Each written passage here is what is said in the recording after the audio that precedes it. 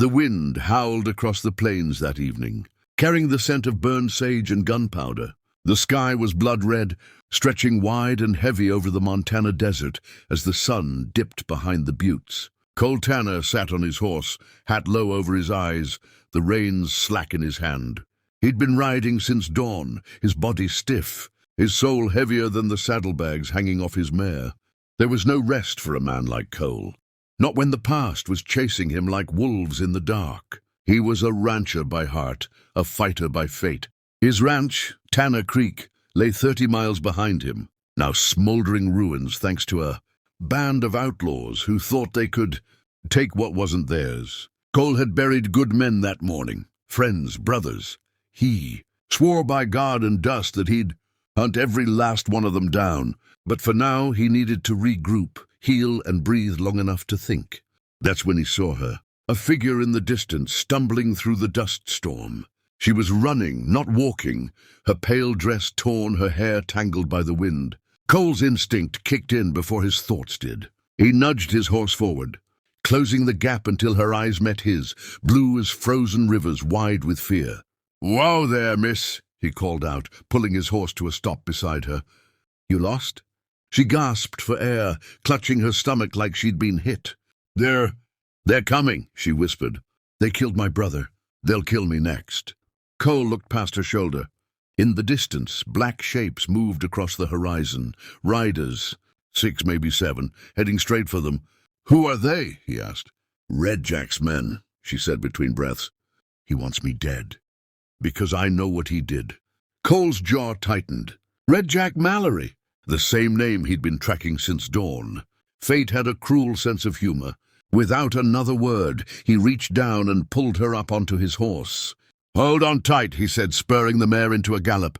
Bullets cracked behind them, echoing like thunder across the canyon. Dust exploded around their hooves as they rode for their lives. The woman clung to Cole's waist, trembling, whispering prayers he couldn't hear.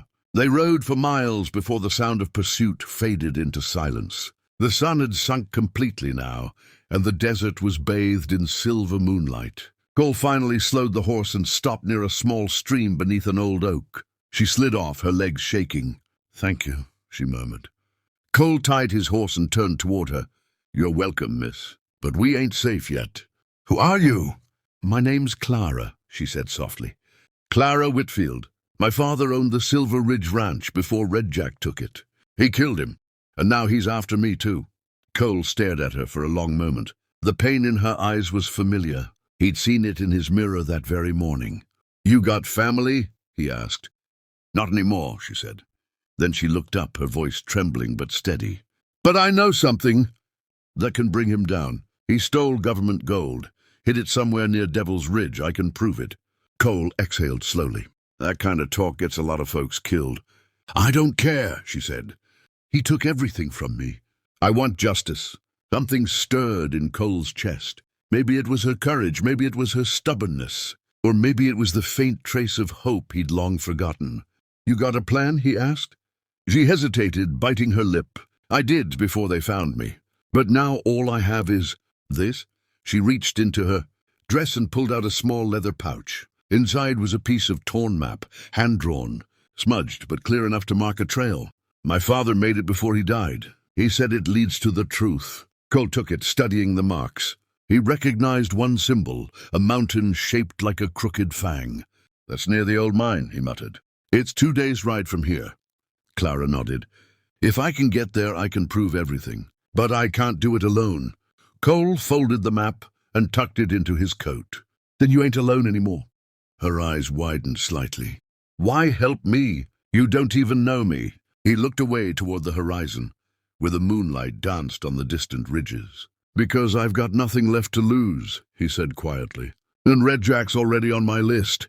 A silence settled between them, heavy but not empty. The night insects sang around the creek, and the wind rustled the oak leaves like whispers of ghosts. After a while, Clara spoke again, her voice softer.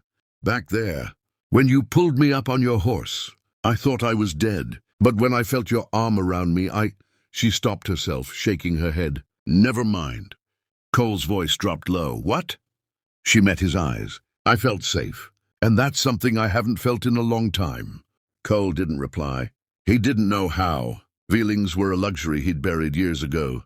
But in that quiet night, something in him cracked just a little, enough to let her words in. They made a small fire, shared a tin of beans, and spoke little. The stars stretched wide above them, endless and cold.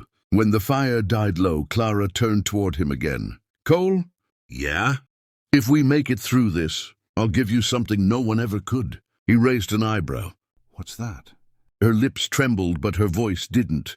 A reason to stop running. A reason to live. He looked at her for a long time, at the bruises on her wrist, the dirt on her cheeks, the stubborn light in her eyes. Then he said, Miss, I don't even know what living means anymore. She smiled faintly. Then maybe I'll teach you. And as the moon hung over the canyon, Clara laid her head down beside the fire, her breath slow, her heart steady for the first time in months. Cole sat guard, rifle in hand, eyes fixed on the darkness beyond the flame. But deep down in the silence of his chest, something stirred, something he hadn't felt since the war. Hope. Tomorrow he'd face Red. Jack again, but tonight, he'd found something worth fighting for. And as the screen fades to black, the voice of the narrator closes the chapter.